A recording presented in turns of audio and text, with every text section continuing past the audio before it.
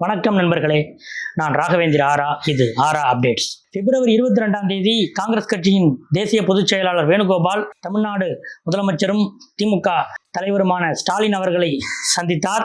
அதையடுத்து பிப்ரவரி 23ஆம் தேதி காங்கிரஸ் கட்சியின் தமிழ்நாடு மேலிட பொறுப்பாளர் கிரீஷ் சோடங்கர் அவர்கள் திராவிட முன்னேற்ற கழகத்தின் துணை பொதுச் செயலாளர் MP கனிமொழி அவர்களை சந்தித்து பேசியிருக்கிறார். இந்த அடுத்தடுத்த சந்திப்புகள் இந்த அடிப்படையில் திமுக காங்கிரஸ் கூட்டணியில் என்ன நடக்கிறது என்ற எதிர்பார்ப்பு அரசியல் ஆர்வலர்கள், எதிர்க்கட்சிகள் மட்டுமன்றி திராவிட முன்னேற்ற கழகத்தின் கூட்டணி கட்சியினர் மத்தியிலும் ரொம்ப அதிகமாகவே இருக்கிறது. ஏனென்று கேட்டால், காங்கிரசுக்கு எத்தனை தொகுதிகள் கொடுத்து முடிப்பார்கள் என்ற அடிப்படையில் நமக்கு சீட் ஏறுமா இறங்குமா என்கிற ஆசையிலே மற்ற கூட்டணி கட்சிகள் இருக்கிறார்கள். இந்த அடிப்படையில் திராவிட முன்னேற்ற கழகத்தின் துணை பொதுச் செயலாளர் கனிமொழி அவர்களுக்கும் காங்கிரஸ் கட்சியின் மேலிட பொறுப்பாளர் கிரீஷ் சோடங்கர் அவர்களுக்கும் இடையிலான சந்திப்பில் என்ன நடந்தது என்பது பற்றி விசாரித்தோம். பிப்ரவரி 23ஆம் தேதி முற்பகல் வேலை கிட்டத்தட்ட 12:45 மணிக்கு காங்கிரஸ் கட்சியின் மாநில தலைவர் செல்வ பெருந்தகையும் கிரீஷ் சோடங்கரும் CIT காலனியில் இருக்கக்கூடிய கனிமொழி அவர்களின் இல்லத்துக்கு வருகிறார்கள். அவர்களை கனிமொழி வரவேற்று உள்ளே அழைத்துச் செல்கிறார். 12:45 மணிக்கு ஆரம்பித்த இந்த சந்திப்பு 2:15 மணி வரை நடந்திருக்கிறது. லஞ்சு நேரம் தான், ஆனாலும் அவர்கள் லஞ்சு சாப்பிடவில்லை. ஸ்நாக்ஸு, மோர் இவற்றையெல்லாம் கொடுத்து உபசரித்திருக்கிறார். இந்த கிட்டத்தட்ட 12:45 1:45 ஒரு அரை மணி நேரம், 1.5 மணி நேரம் இந்த சந்திப்பிலே என்ன நடந்தது என்பது பற்றித்தான் காங்கிரஸ், திமுக, மற்ற கூட்டணி கட்சிகள் எல்லாம் எதிர்பார்த்திருக்கின்றன. உள்ள என்ன நடந்துச்சு? அதாவது அதற்கு முதல் நாள் 22ஆம் தேதி வேணுகோபால் அவர்களிடம் தன்னுடைய அதிருப்தியை முதலமைச்சர் ஸ்டாலின் வெளிப்படுத்தினார். காங்கிரஸ் கட்சி நம்ம எத்தனை வருஷமா இந்த அலைன்ஸ்ல இருக்கோம். இந்த முறை 2026 சட்டமன்ற தேர்தலுக்கு முன்பான இந்த சில மாதங்களில் காங்கிரஸ் கட்சியினர் வெவ்வேறு குரல்கள், மாணிக் தாக்கூர், பிரவீன் சக்கரவர்த்தி உள்ளிட்டவர்களை பெயர் குறிப்பிடாமல் முதலமைச்சர் உங்க கட்சியிலிருந்து வந்த வெவ்வேறு குரல்கள் இந்த கூட்டணியுடைய சுமூகத்தன்மையை சற்று சிதைத்திருக்கின்றன. அதனால நம்ம இப்போ புதுசா இன்னும் சில கட்சிகளும் கூட்டணிக்கு வந்திருக்கின்றன. அதனால நமக்கு எத்தனை சீட் அப்படின்றதெல்லாம் நீங்க கனிமொழி அவர்களிடம் விரிவாக பேசிக்கொள்ளுங்கள் என்று முதலமைச்சர் ஸ்டாலின் 22ஆம் தேதி சந்திப்பிலே கூறினார். அதை அடுத்துதான் வேணுகோபால் இந்த சந்திப்பை முடித்துவிட்டு அவர் கேரளா புறப்பட்டு சென்று விட்டார். அவர் கிரீஷ் சோடங்கர் அவர்களிடம் நீங்கள் கனிமொழியை பார்த்து இவற்றையெல்லாம் பேசி முடியுங்கள் என்று சொல்லியிருக்கிறார். அந்த அடிப்படையில் தான் செல்வ பெருந்தகையும் சோடங்கரும் நேற்று கனிமொழி இல்லத்துக்கு வந்திருக்கிறார்கள்.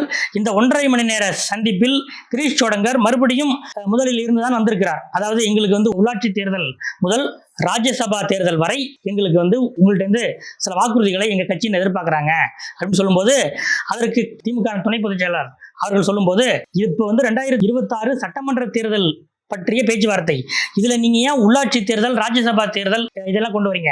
அதெல்லாம் அப்புறம் பேசிக்குவோம்.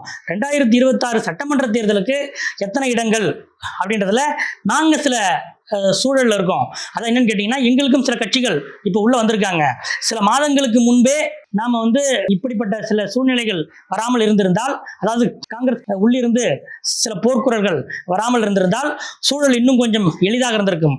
ஆனால் இப்போ அந்த மாதிரி இரண்டு பக்கமும் எதிரெதிராக வெளிப்பட்ட இந்த கருத்துக்கள் கூட்டணிக்கு மேலும் சில கட்சிகள் உள்ளே வந்தது.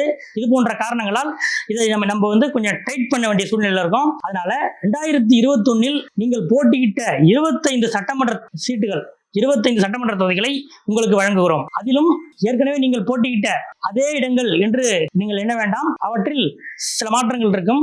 அதனால 2021 நீங்கள் போட்டியிட்ட 25 இடங்கள் நம்பர்ல 25, ஆனால் சீட் என்னென்ன அப்படிங்கறத அடுத்தடுத்து நம்ம நெகோசியேட் பண்ணிக்கலாம் என்று கனிமொழி அவர்கள் கூற, கிரீஷ் சோடங்கரும் செல்வ பெருந்தகையும் அதிர்ச்சி அடைந்து விட்டார்கள். என்னங்க, நாங்க 41, 63, 41, 25 இப்படின்னு படிப்படியா வந்திருக்கோம். மீண்டும் 25ல இருந்து நீங்க ஆரம்பிச்சீங்கன்னா 25க்கு மேல ஏறாதா? அப்ப 20 கீழே தான் வருமானு கேட்டா, இல்ல அண்ணன் முதலமைச்சர் அவர்கள் 25 சட்டமன்ற தொகுதிகளில் பேச்சுவார்த்தை ஆரம்பியுங்கள் என்று சொல்லியிருக்கிறார். உங்களுக்காக வேண்டுமானால் அவர் சற்று ஓரிரு தொகுதிகள் அதிகமாக வழங்கலாம்.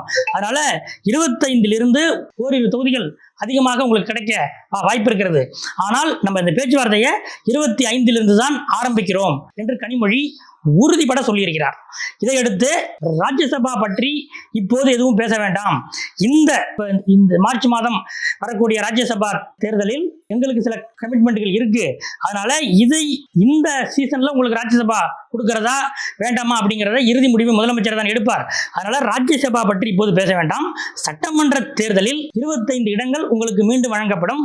இதற்கு சம்மதம் என்றால் நீங்கள் நம்ம தேர்தல் பேச்சுவார்த்தை குழு அவர்களோடு நீங்கள் அமரலாம் என்று சோடங்கர் மற்றும் செல்வ பிறந்தகிடம் கனிமொழி உறுதிபட சொல்லியிருக்கிறார்.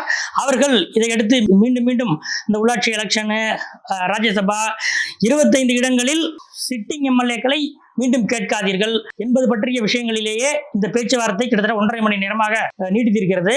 அப்போது கனிமொழி அவர்களுக்கு மெட்ராஸை போல கண்கள் கொஞ்சம் வழியாக இருந்ததால் இப்போதைக்கு நம்ம பேச்சுவார்த்தை முடிச்சுக்கலாம், மீண்டும் நாம் பேசலாம் என்று சொல்லி அவர்களை அனுப்பி வைத்திருக்கிறார். இதுதான் நேற்றைய பேச்சுவார்த்தையில் கனிமொழி கிரீஷ் சோடங்கர் இவர்களுக்கு இடையிலே நடைபெற்ற பேச்சுவார்த்தையில் நடந்த விஷயங்கள்.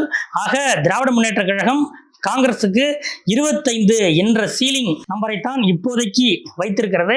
இப்படி வைத்தால்தான் அவர்கள் 30க்கு கீழே அவர்களை கட்டுப்படுத்த முடியும். 25 அல்லது இல்லைங்க என்னங்க அதே தொகுதியை எப்படிங்க இருக்கிறது, எங்க கட்சிக்காரங்க எப்படி ஏற்றுப்பாங்க என்றெல்லாம் இவர்கள் சொல்ல, அப்போ 26, 27, 28 அதிகபட்சமாக 28 நிற்கலாம் என்பதுதான் இப்போதைய நிலவரம் என்று கூறுகிறார்கள். அது மட்டுமல்ல, இன்னொரு விஷயத்திலும் திமுக மிக தெளிவாக இருக்கிறது. அதாவது ஆட்சியில் பங்கு, அதிகாரத்தில் பங்கு, அந்த மாநிலத்தில் இப்படி கொடுக்குறாங்க, இந்த மாநிலத்தில் இப்படி கொடுக்குறாங்க என்றெல்லாம் போர்க்குரல் எழுப்பி வந்த விருதுநகர் எம்பி மாணிக் தாக்கூருடைய ஆதரவாளர்களுக்கு, அவருடைய சிபாரிசு மூலம் சீட்டு முயற்சி செய்பவர்களுக்கு இந்த சட்டமன்ற தேர்தலில் காங்கிரஸ் கட்சி சார்பில் சீட் இருக்காது, சீட் கொடுக்க கூடாது என்பதுதான் திமுக முன்வைக்கிற இன்னொரு அதிகாரப்பூர்வமற்ற ஒரு நிபந்தனை. அதாவது அவங்க பேக்டோர் வழியா அவங்க சொல்ற ஒரு முக்கியமான நிபந்தனையாக இருக்கிறது. எப்படி பிரவீன் சக்கரவர்த்தி பிடிஆர் ஆடியோவில் அவருடைய பங்கு இருக்கிறது என்று சந்தேகப்பட்டதால் கடந்த 2024 நாடாளுமன்ற தேர்தலில் அவருக்கு மயிலாடுதுறையை